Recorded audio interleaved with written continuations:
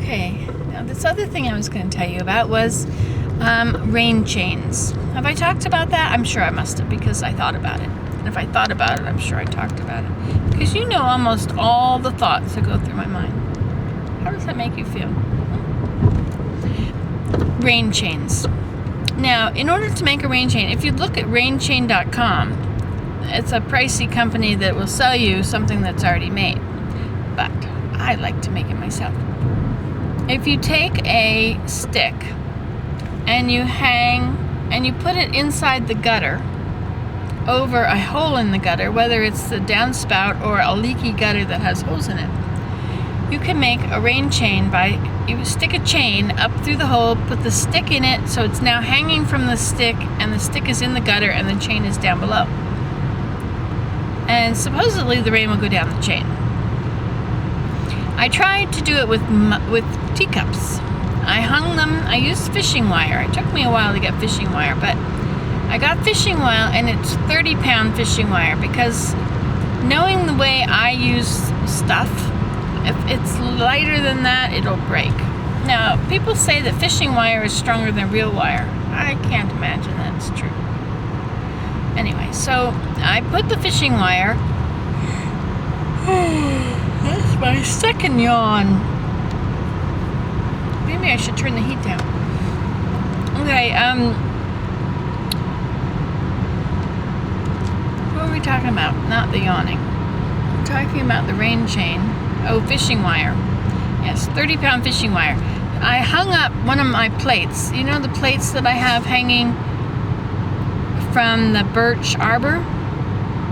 It's like a little sound chamber. You can go in there and play a tune on the different sounds of the plates. Of course, I can't, because I can't remember long enough what one sound was when I get to the next few sounds. Now, Willem could probably do it. No problem. That would be fun. Anyway, I'll need to have a drum stick out there. What is a drumstick called? A drumstick. That's it. It's pretty.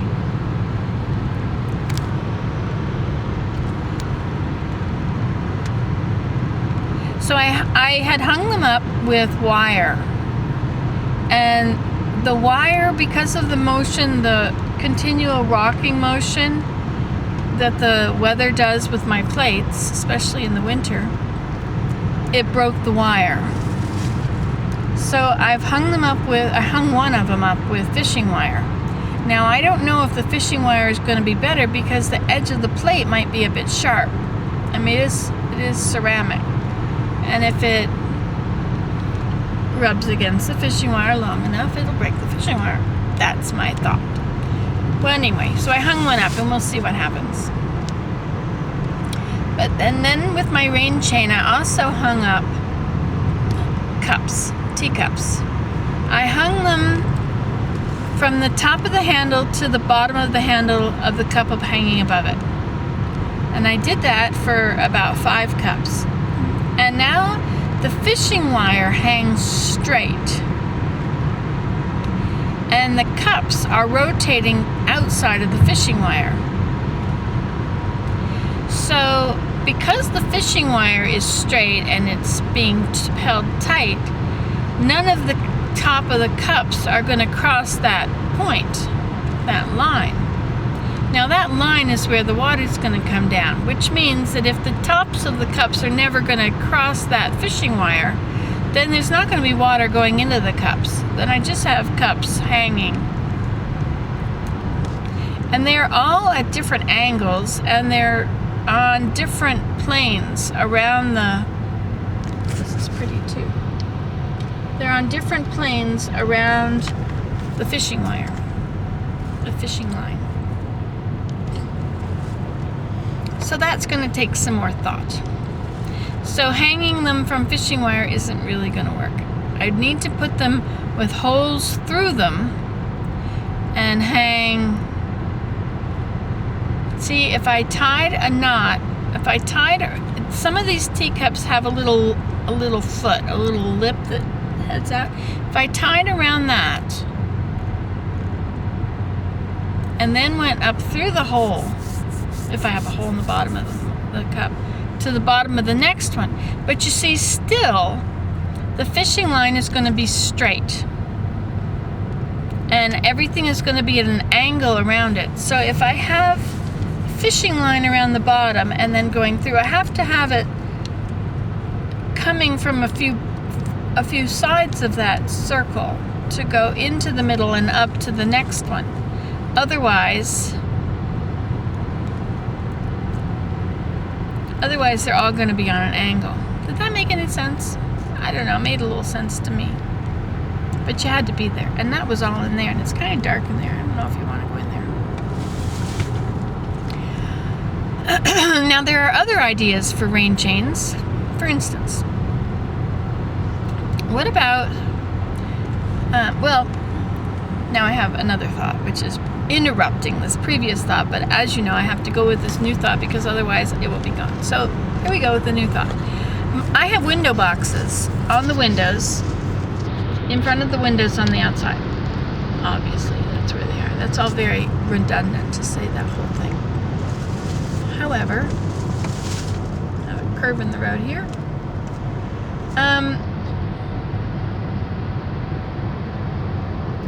What was I talking about? Window boxes. Okay, the window boxes are under the eaves. Therefore, they get no water. They never get rained on. They're dry as a bone. It might rain for a month solid, and the plants that are in those window boxes will be dead. Do I think of watering the window boxes when it rains? No, I don't. So, I was thinking if I could get the water to come from the eave and into the window box.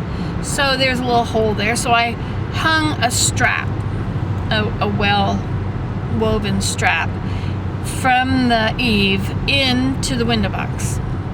But I looked in the window box after it rained, and well, I don't think the strap was really anchored in the window box, so it actually was straight, so that was not a good test.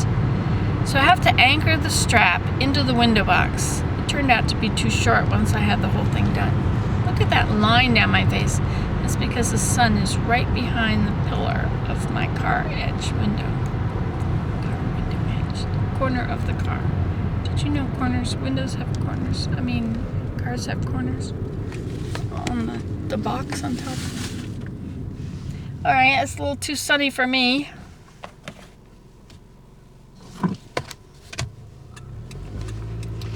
Okay, so now another idea, which is a really fabulous idea. I know you want to know what the idea is. Well, how about to bring the water from the straight line that it's falling from the eaves into the window box? What about a water wheel? Yes, a water wheel. What do you think? Now, a water wheel would be made up of now, first of all, you're going to have, what should I tell you first? You're going to have a circle, like a solid round block of wood, like a wheel, perhaps, just a round block of wood, disc. And to that disc, I could screw teacups. But now that disc, the center of the disc is going to have to hang, or beyond the center of the disc, is going to have to hang the wheel. So you have your line of water dropping down from the eaves. And if it hits the center, it's not going to go anywhere. So you have to have it a little further away from your window box so that it's now going to fall into the teacups and make them turn around. You see, the idea is that it's going to fill up a teacup, make it turn over, and it'll bring it down and dump it into your window box. Okay, now the next part. The size of your disc is going to have to be twice the distance from the center of your window box to your line of water. Because you're working with a circle, you see the radius, which is going to be the line, the place where the water hits, to the edge of the disc, is going to need to be over your window box. Otherwise, it's going to dump the water on the floor. Now, in my case, my window box is about a foot, or maybe not quite a foot, from the edge of, from the drip on under the eaves. So my wheel, my disc, has got to be twice that width. So I might need to have a 2-foot wide disc hanging there. And how do you hang a disc? Well, see, you're going to have to support it. It's going to have to be standing on the ground, I believe. So you're going to have a hole in the middle of your disc with an axle going through it. Now, there's many ideas. You know, you could use a pulley. What if you hang your disc with fishing wire? Well, then your cups are going to stick out beyond your disc and it's not going to turn. Okay, so we've got to have an axle sticking out. Well, you could hang the axle from the window box, the eaves, but it's going to be hanging right from your drippy eave. It's going to be too heavy. You're going to have this huge piece of wood and all these teacups. So you're going to need to support it. So you have an axle going through your disc. And so then you just have to make legs for your axle on both sides. I guess you could make a tripod. You could put it in a tripod like you would for a rotisserie. If you're going to rotisserie over a campfire, you take 2 tripods and then you hang it across them. So you can make, that's it, you take 2 tripods and you have a rod going across your tripod. The rod goes through your disc. On the outside of your disc are teacups screwed on. They've got holes in the bottom. You make your holes with a diamond drill bit. This diamond will go through. And they only cost $8 at Lee Valley in Ottawa. They cost $18 in Canadian Tire. That might be why some people refer to it as crappy tire. But I don't, because it's a good store that has everything I ever want. It's like Sears used to be before Sears became focused on one thing. And then it became very expensive. And then it was bought by the Bay, which is also very expensive. Did you know the Hudson's Bay Company was the first company in Canada? Do you realize that corporate enterprise was in Canada before people? Well, not before all people, before it was populated. And there had to be somebody coming over here trapping the beaver, which were then sold through the Hudson Bay Company. That's what the Hudson Bay Company was. It was a beaver, an outlet for the beaver pelts shipped back to Europe. Anyway, I'm not really into corporate enterprise. Not me. I know that the corporate stuff buys people jobs, pays jobs, and that's why people like corporations, because they hire people and then everybody's got a livelihood. However, I really like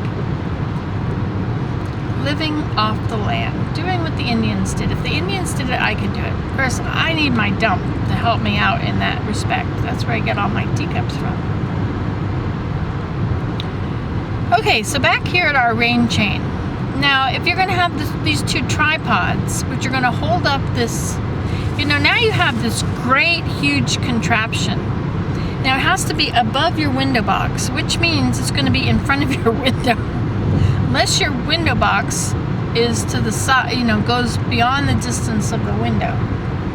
So you're going to have to look at this great big disc with teacups on it, rotating around it, which will be there whenever it's not raining as well, unless you want to run outside and move it in front of the window whenever it's going to rain. But you have to make sure that you're putting it in exactly the right location, because otherwise the rain is going to hit it and not hit in, not spin them. And when it's raining, it's rather wet outside, and it's really not the kind of time that you feel like being outside working on adjusting this thing. You gotta keep that in mind. Now, I'm sure that a lot of you are much better at these things than I am. Much more, whatever.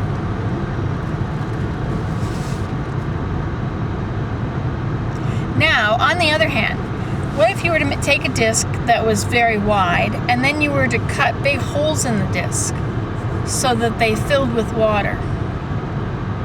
We have something in the road. What is it? It is a porcupine. I don't know if you got to see that or not. People say mean things about me harvesting porcupines for their quills. The porcupines are already dead on the road. I'm just making their life not totally worth nothing at this point. I'm making their death mean something too. I'm not killing porcupines. I don't know where we got off on that. Anyway, this is the rain chain video. Now there are other kinds of rain chains, but I think we'll get into that in another video, don't you? I don't know how long I've been talking. Maybe a long time. Goodbye.